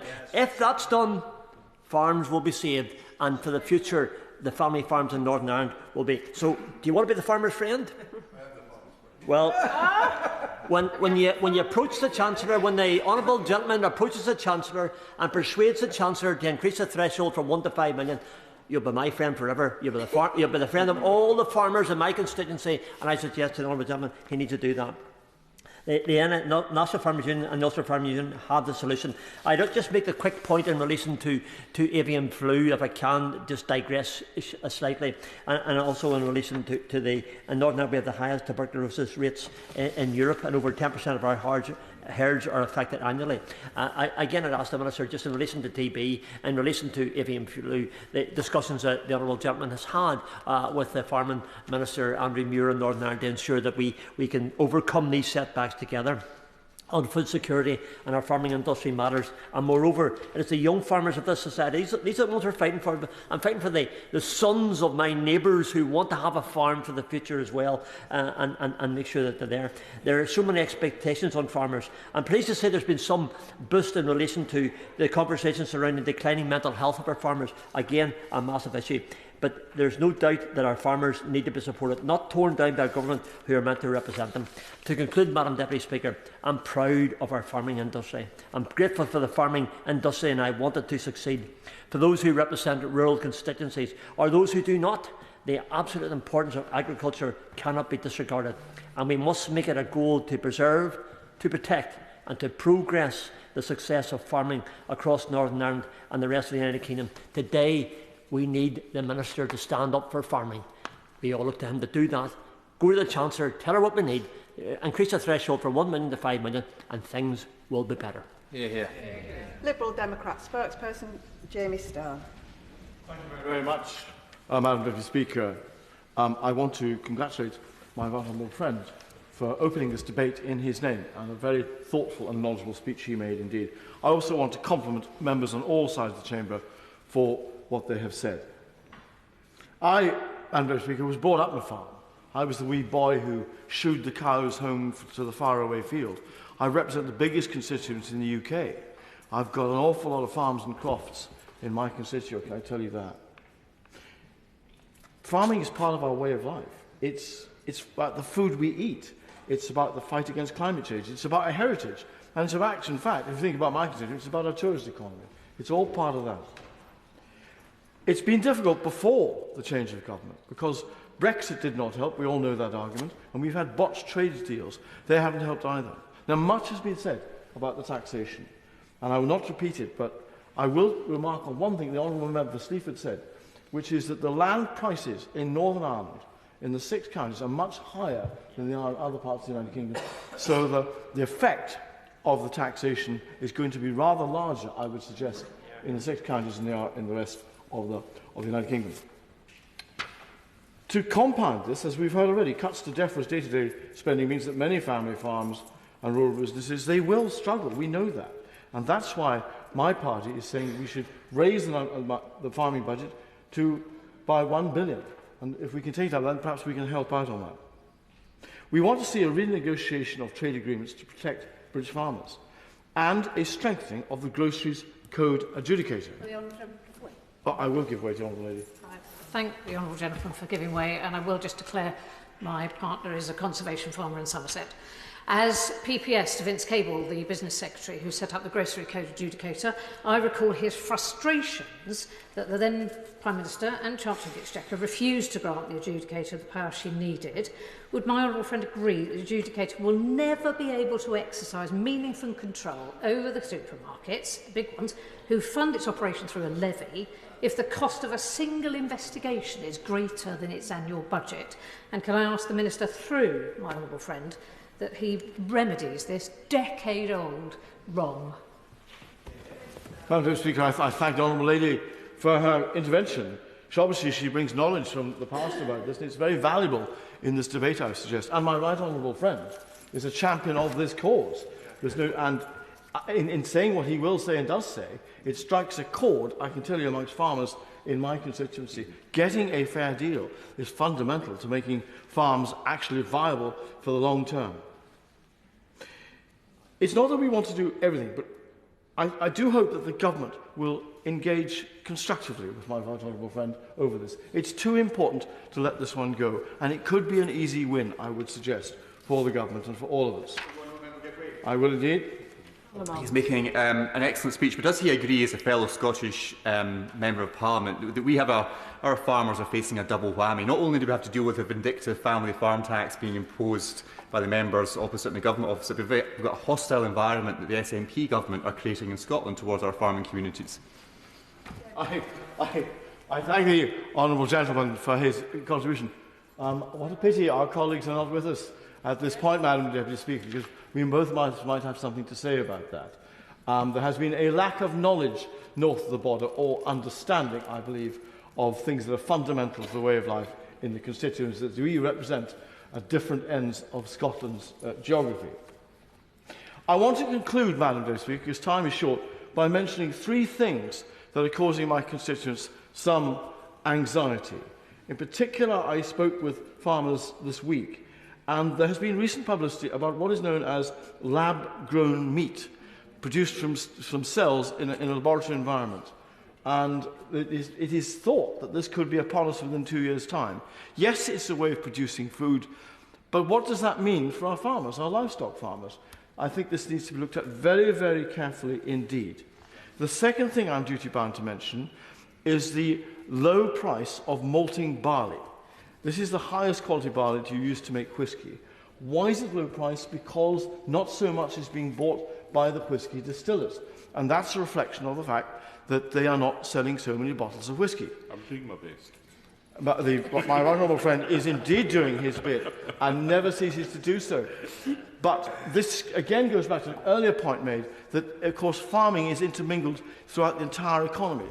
So if we can have measures from the government to increase whisky sales, to encourage the export, to get whisky, good quality Scottish whisky, into the Indian market, that would in turn, in the long term, benefit the growers of malting barley, which would again make farms more viable. And I'm sorry, in fact, I say again that the honourable member for, let me get this right, Aberdeenshire North and Moray East isn't with us, because in all fairness, he did make that point. And he also made the point about seed potatoes. I welcomed the Windsor framework at the time and was thanked by the then Prime Minister for doing so. That meant we could get our seed potatoes into Northern Ireland. But I know, talking to seed potato farmers, that there are markets out there in Europe crying out to get hold of high-quality Scottish seed potatoes, because they're the best, because they're some of the safest in terms of virus or eelworm or whatever. So if we can use every measure at our disposal to try and improve these sales, I would be extremely grateful to the government. And finally, this is rather a strange point, but a number of farmers have told me that people who've worked on a farm, sometimes for decades, are now moving on to other jobs. People who drove tractors, used implements to cultivate the fields, are sometimes taking the option of going to drive a digger for a builder. And there is a labour shortage beginning to occur on some of our farms. And I think this should be a worry, not just for the present way farms are run, but also because in terms of new entrants into farming. I commend my right honourable friend again for his speech and bringing this debate before us. Farming is absolutely fundamental to the country, to the way we feed ourselves, and in a world, as we've seen, which is quite dangerous to say the least, the more we feed ourselves and rely less on imports, the better. Thank you very much, Madam Deputy Speaker. I now call the Shadow Secretary of State, Victoria Atkins. Thank you, Madam Deputy Speaker. May I congratulate the honourable gentleman for Orkney and Shetland for securing this important debate and for bringing his expertise as chair of the Select Committee into this discussion. And may I welcome, although I'm not supposed to, those farmers in the public gallery who have been making their views known at various contributions during this debate. Not all of them, I have to say, terribly happy. And, of course, to the tractors outside. We won't be able to hear them in this chamber, but believe you me, they have been tooting as loudly as they possibly can. I'm not sure it's welcoming the SFI scandal that emerged on Tuesday, but no doubt the Farming Minister will be able to help us with that. This debate should have been filled with positivity and confidence about the future of British farming. Instead, this debate has been overshadowed by the farming fiasco of this Labour government. In just a few short months, this city-dwelling government has destroyed families' ambitions for the future, put at risk generations of expertise and custodianship, and less than 48 hours ago ripped the rug out from business cases immediately. This government has treated farmers and the countryside with unashamed contempt. And this contempt has consequences. The NFU announced this week that farm business confidence has reached historically low levels. And this was all before the SFI scandal on Tuesday night. New tractor registrations are at the lowest level since 1998. And when I visited Lama in January, the Minister apparently couldn't make it, manufacturers were telling me how people are not investing in new machinery as a direct result of the budget. I'm afraid Robocrop will have to wait for the next Conservative government, because just as the Chancellor inherited the fastest growing economy in the G7 and has ground it down into stagflation, so too the Secretary of State inherited a growing farming sector that has gone through massive change since Brexit, but was seizing the new farming and environmental opportunities available. After a few months of this city-centric government, farming families are feeling ignored, alienated and disrespected, to use the Secretary of State's own words. But where is the Secretary of State? I've been hunting high and hunting low for him, but nowhere is he to be found. He had a major announcement yesterday, but he sent his poor junior minister out to hold the flag because the Secretary of State is missing in action. And so too, where are rural Labour MPs? We've heard about a rebel force. Oh, I wouldn't do that if I were you. We've heard about a rebel force of Labour MPs who are going to stand up to the government on the family farm tax. This debate is their chance to show their support for their farmers. Yet where are they? They're not here. A total of 10 Labour MPs have turned up, and 6 have spoken. That's 1.4% of the parliamentary party. So Labour's farming fiasco policy can be summarised in 3 points. They will remove, without warning, farming and environmental schemes that help farms thrive and on which they build their business cases. They will permit the state to seize farmland without consent or market value. And if family farms do manage to cling on despite this, Labour will tax farmers for dying. Let us deal with the first of these, the abrupt halting of sustainable farming incentives and the massive cuts to delinked payments. They sneaked the SFI decision out late on Tuesday night before being dragged to the dispatch box by us yesterday. This is a chaotic and inept way for a government to treat taxpayers, businesses and families. Now, yesterday, the Minister kept using the figure of £5 billion for farming over 2 years, 2024-5 and 2025-6. Of course, the first year, 24-25, was set by the previous government, including the £300 million that were rolled over from the previous year. It is for Labour ministers to set the budget for 25-26 after the spending review. So can the minister confirm that the DEFRA budget will not face substantial cuts in this spending review, given he's relied on that figure so much? And if he can't confirm that, then these figures are meaningless, as ministers are counting money for 25-26 that could be removed at a stroke by the Chancellor. And this decision on SFI has consequences, as my honourable and right honourable friends for Salisbury, Mid-Norfolk, North Herefordshire, Sleaford and Wycombe and Kings Winford has made clear. David from Gloucestershire, a farmer, has asked the minister if he should simply plough up his farm and turn his back on 25 years of farming with an environmental focus. He says, we're a small family farm. I won't be able to afford environmental principles. Everyone loses, but the environment mostly. And we've heard from honourable members about how their farmers have contacted them because they are facing a financial crisis because of this. Yet the No Farming Minister told them they should be celebrating. Well, again, the tractors outside don't seem to be tooting in celebration at his announcement yesterday. And let's move on to de-linked payments. These were cut in the budget. Tens of thousands of farmers who are not signed up to SFI in any of its iterations are still being subjected to a 76% cut in their de-linked direct payments, leaving many in cash flow crisis, including tenant farmers. This wasn't mentioned at all by the Labour members for Shrewsbury, South West Norfolk, Cannock Chase, Suffolk Coastal, St Austell or Middlesbrough South. And an urgent issue facing the industry is the importance of biosecurity to the future of farming. The second case of foot and mouth in Europe is alarming, yet we've heard nothing from the government on this. Will the Minister confirm whether funding for Dover Port Health Authority has now been agreed, outline how he is preventing the rising trend of bushmeat being sold over social media platforms, and explain why the government continues to ignore our calls to increase funding for the redevelopment of Weybridge? But I can reveal what the Secretary of State and the Farming Minister have been prioritising this week. They've issued a consultation, not on SFI, not on the family farm tax, not on cuts to de-linked payments, but on how to carry a chicken. I'm sure everybody thinks that really is the national priority for farming at the moment. So let's turn to the government's plans to undercut property rights and force farmers to sell their land at below market value. This is a policy that goes against a fundamental British principle of land ownership and puts food security and prices at risk. And my honourable friends set out the case for that. And then we move on to the family farm tax, a tax that the member for North Somerset criticised as being a distraction. And Suffolk Coastal seem to be arguing for more taxes on farmers. But at least those Labour members mentioned the family farm tax. The members for Shrewsbury, South West Norfolk, Cannock Chase, St Austell and Middlesbrough didn't see fit to mention it because they are ignoring the facts of life on this. As members on this side of the House know, this is having a genuine emotional and economic toll on farms throughout the United Kingdom.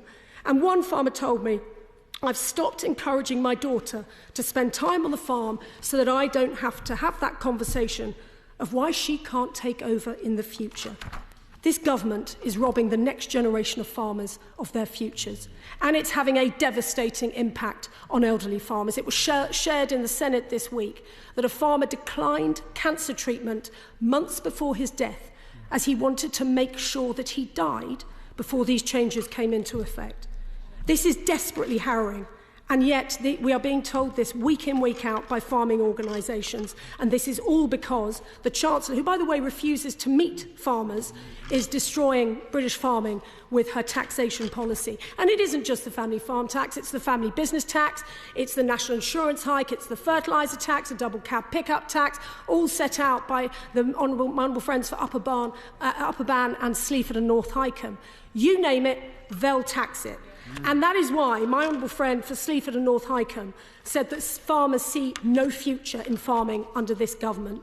Because in the words of one mid-Devon farmer, at no time in all of these years have I felt so deflated with the job.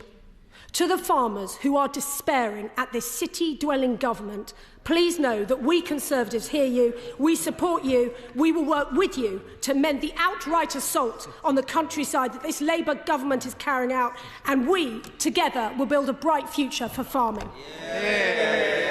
Minister Daniel Zeichner. Thank you, Madam Deputy Speaker. And can I start by thanking and congratulating the Right Honourable Member for Orkney and Shetland on securing this very important debate on the future of farming. I won't say I agreed with all his conclusions in his opening comments, although I listened closely, but I can also thank him and his fellow committee members for their continuing work, and I look forward to meeting his committee in time. And I'm very grateful, Madam Deputy Speaker, for having the opportunity to talk about the very important role that farming plays in this country, because food security is national security, and our commitment to farmers is absolutely steadfast. It's the hard work of the UK's farmers that puts food on our tables and stewards our beautiful countryside. But as we all know, the sector is facing high costs and tight margins. Farmers have struggled to get enough workers to pick fruit and veg, and frankly, they've been sold out in past trade deals, and farmland is increasingly at risk from severe flooding and drought. And this all comes as we face the biggest transition for farming in generations, moving away from the basic payment scheme to more sustainable methods of farming. Now, the underlying problem in the sector is that farmers do not make enough money for the hard work and commitment that they put in, and we are absolutely committed to making farming more profitable. And that approach will underpin our 25-year farming roadmap and our food strategy. We will work in partnership with farmers to make farming and food production sustainable and profitable. Now, that roadmap stands on three principles. Firstly, a sector that has food production at its core. The role of farming will always be to produce the food that feeds our nation. The instability we've seen relating to both Ukraine and during COVID absolutely shows that food security truly is national security. Secondly, a sector where farm businesses are more resilient in withstanding the shocks that disrupt farming from time to time, whether it be severe flooding, drought or disease. We will help farmers who want to diversify their income to put more money into their business so they can survive those more difficult times when they come. And thirdly, I'm going to make some progress because I know that time is short. Thirdly, a sector that recognises restoring nature is not in competition with sustainable food production, but is essential to it. Now, taking our first strand, food production. Our new deal for farmers is supporting farmers to produce food sustainably and profitably. And we are actually making progress. Statistics earlier this week show that the average farm business incomes across the country are forecast to rise in the first year of this government. Now, that is welcome news, but we recognise there's more to do, and it certainly won't happen overnight. But over recent weeks, we've announced a series of new policies. We're extending the seasonal worker visas for 5 years. We're making the supply chain fairer, an issue raised by my honourable friends from North Suffolk and Somerset and Suffolk Coastal. So we'll see in the next few weeks new regulations for the pig sector to make sure contracts clearly set out expectations and only allow changes if they're agreed by all parties. And of course, introducing a new regulator alongside the grocery code adjudicator, or building on the work of the existing regulator, the ASCA that's already in place. We're using the government's own purchasing power to back British produce, working with the Cabinet Office to create new requirements for government catering contracts to favour high-quality, high-welfare products that British producers are well placed to meet, and was very well outlined by my honourable friend from Shrewsbury in her contribution. That will mean that British farmers and producers can compete for a fairer share of the £5 billion a year the public sector spends on food, money straight into the farmer's bank account to boost turnover and boost profits. And we will never lower our food standards in trade agreements. We will promote robust standards nationally and internationally, and will always consider whether overseas produce has an unfair advantage. Again, a point made by my honourable friends from St Austell and Newquay and from others. We're investing in UK agri-technology sector. I listened closely to my honourable friend from Mid-Norfolk's comments. We always have much that we agree on. We're looking to put in a further £110 million in farming grants, which was announced last month, and also strengthening the wider British tech sector, a point made well by my honourable friend from Middlesbrough South. These reforms will support farmers to make more money from the food they produce. Let me move to the second strand, diversification. Farmers must be resilient to future challenges if they're going to remain financially viable and strengthen food security. We know the threat from flooding and droughts and from animal disease, as well as the geopolitical tensions that increase demands on our land for energy generation. We're investing to help farm businesses build resilience against animal diseases that can devastate livelihoods and threaten our entire economy. We're all mindful of the issues around blue tongue, around avian flu. On the recent case of foot and mouth that we saw in Germany and the one in Hungary, I spoke to the Hungarian minister earlier this week, and we've taken all the appropriate precautions that are in place. But as ever, if the Shadow Minister wants a briefing with the Chief Vet, that is always available in these kind of cases. That is why we're investing over £200 million to set up a new National Biosecurity Centre, modernising the Animal and Plant Health Agency facilities at Weybridge, vital to protect farmers, food producers and exporters from disease outbreaks that we know can be devastating to businesses. We're helping keepers of cattle, sheep and pigs in England improve the health, welfare and productivity of their animals by expanding the fully funded farm visits offer. We've also announced new ways to help farmers remain profitable and viable even in a challenging harvest. We will consult on national planning reforms this spring to make it quicker for farmers to build new buildings, barns, other infrastructure to boost food production. And will ensure permitted development rights work for farms to convert larger barns into whatever is required, a farm shop, holiday let, sports facility, whatever suits their business planning. And we're working with the Department for Energy Security and Net Zero so more farm businesses can connect their own electricity generation to the grid more quickly so that farmers can sell surplus energy and diversify income. And the third element, nature. Restoring nature is vital to food production. It's not in competition. With healthy soils, abundant pollinators, clean water, the foundations that farm businesses rely on to produce high crop yields and turn a profit. Without nature thriving, there can be no long-term food security, a point very well made by my honourable friend from South West Norfolk. We now have more than half of all farmers in environmental schemes. That includes 37,000 live SFI agreements, meaning 800,000 hectares of arable land is being farmed without insecticides, 300,000 hectares of low-impact grassland are managed sustainably, and 75,000 kilometres of hedgerows are being protected and restored. That is very important for nature. Now, we've already had a discussion about the SFI cap. It's set at 1.05 billion for 24-25 and 25-26.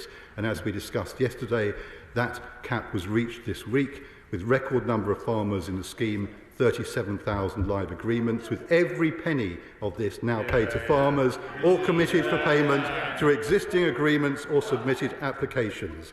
And we will continue to support farmers to transition to more sustainable farming models, and we will announce details of the revised scheme after the spending review. But I will give way on this one occasion to the Shadow Secretary of State. The clarification that everybody wants is, we saw the figures last night, they cut across 2 years. What is the money for this financial year, 24-25, that he describes as a cap? What is the value that he reached on Tuesday night that led to that announcement? Well, we have been far more transparent in disclosing the way in which the budgets work than the previous government. It was disclosed last night. She can look closely at that. What we do over multiple years, and she will know this, and she will know this, that we have to monitor it very closely. What we cannot do and will not do is play fast and loose with the nation's finances. We're not taking no lessons from the party opposite about how to manage the public money in this country. This is about using public money in a way that supports food production, restores nature, respects farmers for the effective business people that they are, while ensuring that we stick to our budgets. And we're also improving other farming schemes. The government has announced an increase in higher level stewardship payments rates across a range of options for this year. We will reopen the Elm Capital Grant Scheme and open the rolling application window for countryside stewardship higher tier later this year. And we're continuing with the very important landscape recovery projects that were awarded funding in rounds 1 and 2, as well as some of the other funds that were referenced by my honourable friend from Cannock Chase. So it is these three strands, Madam Deputy Speaker, that will create a resilient, profitable sector for the decades to come. And I look forward to continuing this important discussion with members across the House. Mr Alistair Carmichael, to very quickly wind up. Thank you, Madam Deputy Speaker.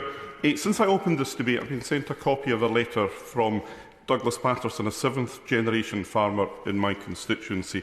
It's a copy of a letter addressed to his great-grandfather from 10 Downing Street, dated March the 5th, 1917. Dear Sir, we have now reached a crisis in the war when, to ensure victory, the heroism of our families at the front must be backed by the self-sacrifice and tireless labour of everyone at home. To this end, the production of each quarter of wheat and oats and of each bushel of potatoes is of vital importance. The letter finishes, the Government is confident that farmers will at one step forward and do all in their power to utilise their services to the best advantage. The farmers of this country can defeat the German submarine, and when they do so, they destroy the last hope of the Prussian. It is signed D. Lloyd George. Madam Deputy Speaker, the fact that we stand in this chamber today and debate this matter is testament to the fact that Charles Patterson and his generation did step forward, and it is why we have a solemn and historic duty to ensure that his great-grandson can continue to do the same. I can think of no better definition of what is meant by national interest. The question is, as on the order paper, as many as are of that opinion say aye. Aye. Of the contrary, no. I think the ayes have it. The ayes have it. I'll give a few moments for the front benches to swap over.